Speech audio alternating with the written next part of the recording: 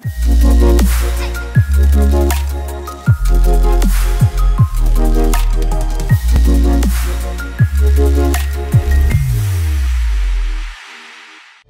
se retrouve pour la rubrique C'est mon histoire. Aujourd'hui, j'ai le grand plaisir et honneur d'avoir avec moi l'évangéliste Jean-Luc Traxel. Bonjour Jean-Luc. Bonjour. Comment vas-tu? Fantastique. Ah, moi, je suis trop contente de t'avoir vraiment dans C'est mon histoire. Et en plus, on va parler de quelque chose qui brûle sur ton cœur. Donc ça va être super. On va parler d'une évangélisation pour l'Europe, d'un ministère qui s'appelle Europe Shall Be Saved, et aussi de soirées pour les jeunes qui s'appelle Holy Spirit Night. Tu fais parmi les fondateurs de ces événements, mais premièrement, tu es le président et fondateur de l'AIMG, Association internationale des ministères de guérison. Je l'ai eu, c'est bon? Ça, bravo. Je suis entraînée 10 fois. Hein. Tu es quelqu'un qui est hyper actif dans le milieu chrétien, et pas seulement francophone, on va voir. Tu as vraiment un fardeau pour l'Europe, tu es dans cette saison-là. C'est ça, je pense qu'aujourd'hui, c'est sûr que mon cœur brûle pour l'Europe, parce que depuis enfant, à l'âge de 5 ans, j'ai donné ma vie à Jésus, et à 6 ans, j'ai été baptisé du Saint-Esprit d'une façon surnaturelle, et quand j'ai reçu ce feu, j'ai entendu l'appel de Dieu pour devenir évangéliste, amener l'évangile à cette génération, mais aussi j'ai entendu audiblement la voix du Seigneur qui disait « l'Europe sera sauvée ». Et c'est quelque chose qui vibre au-dedans de moi, tout en croyant aujourd'hui que c'est pas juste l'Europe que Dieu veut visiter, mais c'est vraiment l'ensemble des planètes, enfin de la planète Terre. C'est déjà bien. On va commencer par celle-là. Et Europe Shall Be Saved, c'est donc un ministère. Comment ça fonctionne? Comment ça se passe? Alors, Europe Shall Be Saved a débuté il y a 2 ans. Simplement de par le fait que ça fait des années que personnellement et de nombreux autres ministères, on travaille en Europe et ça a été difficile pendant des années. C'était vraiment le désert. Et pour faire cette longue histoire courte, il y a quelques années, quelque chose s'est passé dans l'atmosphère, il y a quelque chose qui a changé. Ce qui était impossible est devenu possible. Les petites foules de quelques dizaines de personnes ont passé à plusieurs centaines, quelques milliers, et aujourd'hui on a quelques dizaines de milliers de personnes. Les personnes qui se tournaient vers le Christ de très peu lors de campagne. Aujourd'hui, personnellement, je vois chaque mois plusieurs milliers de personnes se tourner au Seigneur en Europe. Et c'est comme ça que l'Europe sera sauvée a débuté. En voyageant dans les différents pays et en regardant ce qui se passait, en discutant avec les uns et les autres, il s'est avéré que Dieu est en train de faire quelque chose, pas juste dans une église ou dans une dénomination, mais c'était d'une façon continentale. Et j'ai invité différents leaders clés pour se mettre autour d'une table, pour prier, rechercher la face de Dieu. Et à la fin de ces 48 heures, tous ces leaders qui sont connus, la plupart, dont certains viennent de l'étranger, tels que Daniel Kolenda, qui a repris le ministère de Reinhard Bonnke, Heidi Becker, mais des gens comme Peter Vance, Paul Manwaring et d'autres, peu importe, mais également des chefs d'entreprise, des gens, un catholique théologien, Johannes Hartel. À la fin de ces 48 heures, tous ont dit on dépose nos égos et nos logos pour travailler ensemble, pour ramener l'évangile en Europe.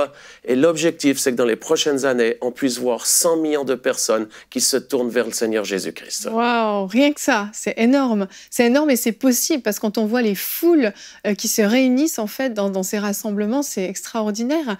Et tu as parlé de catholiques même. Et les catholiques eux aussi sont touchés et découvrent en fait le Seigneur, donnent leur vie au Seigneur, et on a des images qui sont absolument extraordinaires dans des églises catholiques, des réunions. Comment ça se passe? Alors, ce qui se passe aujourd'hui, c'est que c'est vraiment un mouvement de Dieu. Et j'aimerais juste encourager ceux qui nous regardent, c'est pas juste au niveau européen, c'est au niveau global. Des choses similaires sont en train de se passer en Amérique latine, en Afrique, quand on entend les rapports, en Asie. Donc, c'est vraiment quelque chose que Dieu est en train de faire. Je crois vraiment, Evelyne, qu'on arrive à la fin des temps. Et entre autres, quand on parle de la fin des temps, beaucoup parlent des aspects négatifs, mais dans la parole de Dieu, il est clairement dit que dans les derniers temps, il y aura une effusion de son esprit. Et c'est ce qui se passe aujourd'hui. Il y a une génération qui a faim et soif de Dieu, de la présence de Dieu, pas de la religion, pas des blablabla, mais qui veulent expérimenter Dieu dans leur vie, dans leur quotidien. Et alors qu'ils sont dans une recherche, une faim, une soif de ce Dieu vivant, plusieurs qui n'étaient peut-être pas forcément enfants de Dieu, mais qui ont simplement faim ou aussi des gens qui avaient une éducation religieuse, mais qui ne connaissent pas forcément Jésus. C'est le cas de beaucoup en Europe. Et qui, simplement par cette faim et soif, l'Esprit de Dieu vient sur eux, et alors qu'ils sont visités par la présence et la puissance du Saint-Esprit, l'Esprit Saint leur révèle Jésus. Et beaucoup aujourd'hui se tournent vers Jésus, demandent à Jésus de les sauver, croient que Jésus est le chemin, la vérité, la vie. Et alors qu'ils sont là, rassemblés autour de Dieu le Père, dans sa présence, avec l'effusion du Saint-Esprit qui, comme tu l'as dit, n'arrive pas juste chez les pentecôtistes ou charismatiques. Il y a une effusion de l'Esprit sur toute chair, chez les ménonites, chez les baptistes, chez les jeunes, les moins jeunes. Et entre autres, alors qu'il y a cette effusion de l'Esprit, il y a ce mot qui vient « Allez, allez, allez parmi les nations, annoncer l'Évangile. La moisson est mûre. » Et c'est ce qui se passe aujourd'hui. C'est des milliers de leaders en Europe qui se mettent ensemble pour annoncer l'Évangile, que ça soit à travers les médias, que ça soit à travers différentes formes d'évangélisation, mais également c'est comme une famille qui est là, qui s'aime, qui travaille ensemble autour de la présence, mais aussi comme une armée qui fonctionne avec la prière. C'est des milliers de gens aujourd'hui qui forment, on pourrait dire, l'armée de l'air, qui sont là, qui prient pour un réveil, qui prient et qui jeûnent, mais qui sont rattachés avec ceux qui vont sur le terrain, de lieu en lieu, qui louent des espaces, des salles, même des gros stades, tout comme avec ceux qui sont dans les affaires, la louange pour ramener vraiment le son de Dieu. Et c'est comme le Seigneur est en train de ramener son peuple à reprendre le continent européen pour Jésus-Christ. Et c'est notre désir, c'est que Jésus puisse régner sur notre continent et sauver la multitude. Amen.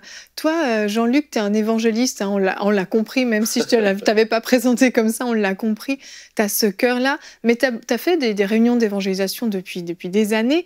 Qu'est-ce qui change avec Europe Shall Be Saved? Qu'est-ce que ça apporte en plus que ce que tu pouvais faire avant? Parce qu'on sait, en Europe, tu as déjà beaucoup tourné dans les pays de l'Est, particulièrement par le passé. Qu'est-ce que ça change? Je pense que la grande différence aujourd'hui, c'est plus une question d'un ministère ou d'une église, c'est le Seigneur, il amène l'unité. On n'est pas en accord sur tout, même sur la théologie, on n'est pas en accord, mais on n'est jamais en accord avec tout, même déjà avec moi-même, des fois je ne suis pas en accord. Donc comment on peut être en accord avec des gens qui sont d'autres dénominations? Mais une chose qu'on peut faire, c'est, alors qu'on aime notre Dieu de tout notre cœur, c'est de suivre son commandement qui est d'aimer son prochain comme soi-même. Et alors qu'on s'aime, qu'on se respecte, qu'on apprend les uns les autres, il y a une urgence, c'est d'annoncer l'Évangile, la moisson est mûre. Et aujourd'hui, ce n'est pas un ministère, c'est on travaille ensemble avec différents styles, différentes couleurs. Et puis je pense que ce qui fait aussi la différence aujourd'hui, c'est que ça touche essentiellement la jeune génération. Dans les photos que l'on voit qui sont en train de passer, il y a un mouvement parmi les jeunes. Je pense à Holy Spirit Night, dont je ne suis pas fondateur, mais je suis membre du conseil et c'est entre autres mon beau-fils qui est le responsable de ce mouvement. C'est pour les jeunes, c'est des rencontres de jeunes dans des villes, des différentes capitales d'Europe notamment, où on invite les jeunes à venir, que ce soit dans une discothèque, que ce soit dans un congrès, dans une salle de congrès, ou même dans des stades. Et les jeunes viennent pour expérimenter le Saint-Esprit. Et il y a une affusion du Saint-Esprit, comme on peut le voir en Lettonie, où on l'a vu à Varsovie, au Portugal.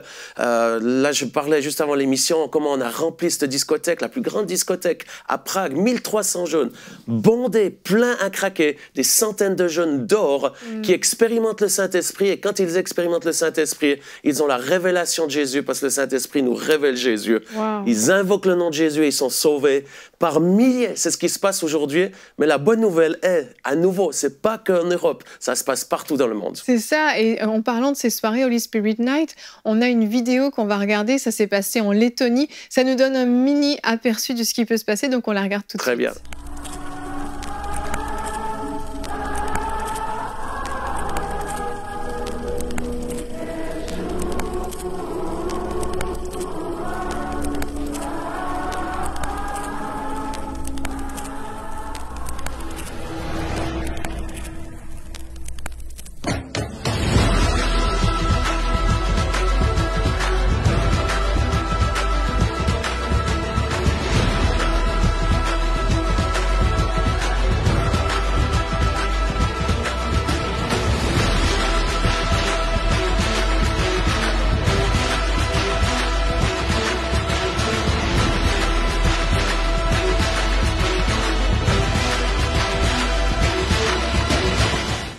c'est extraordinaire parce que c'est des jeunes, on l'a vu sur la vidéo, des très jeunes même parfois, et ils ont l'air d'être tellement en train d'adorer le Seigneur, louer le Seigneur. Il y a un feu dans ces soirées, vous vivez des choses extraordinaires. Toi, ton cœur brûle pour ça? Ah, je suis né pour ceci.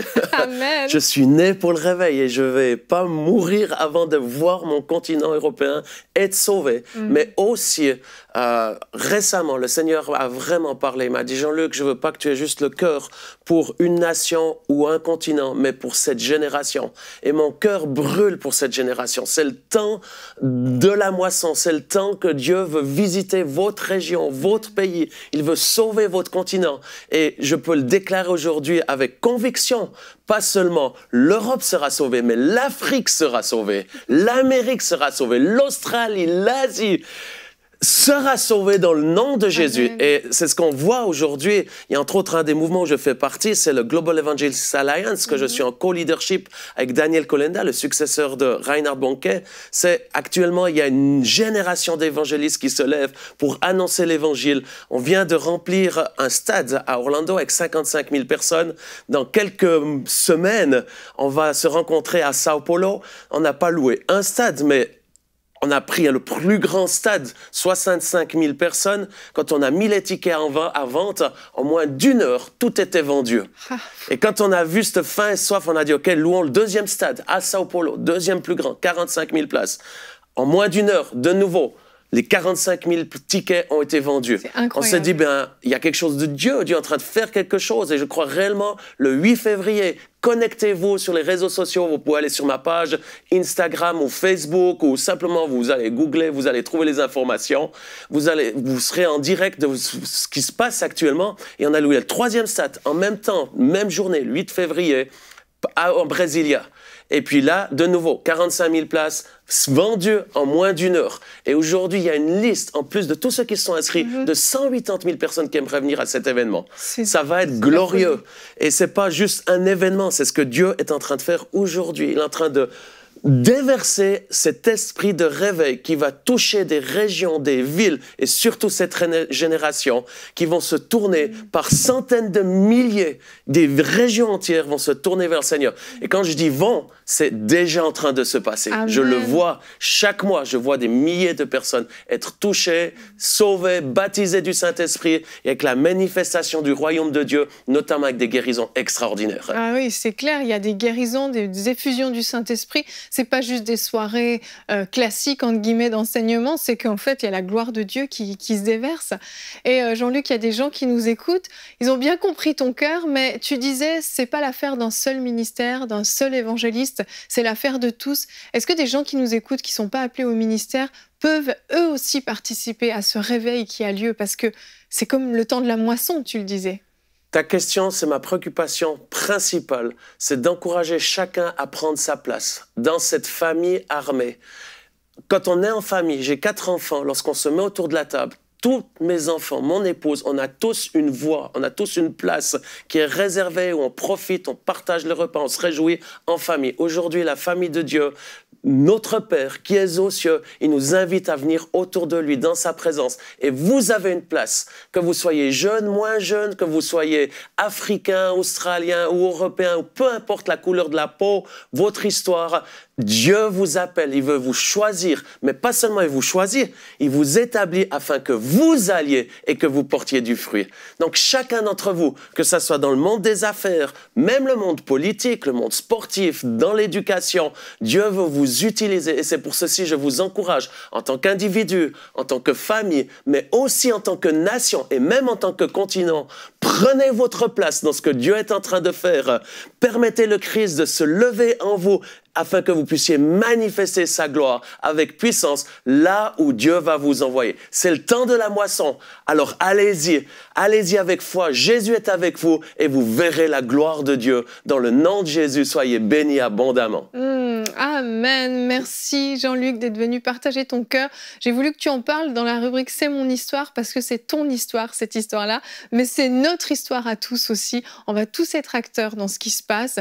Et merci de te lever, de payer le prix, parce que oui, tu payes le prix. Merci de faire ça pour non seulement la francophonie, l'Europe, mais le monde entier, comme tu le dis. Tu es vraiment un acteur dans toute cette histoire et merci de le faire et que Dieu continue cette œuvre extraordinaire. Merci beaucoup, Evelyne. Merci à toi.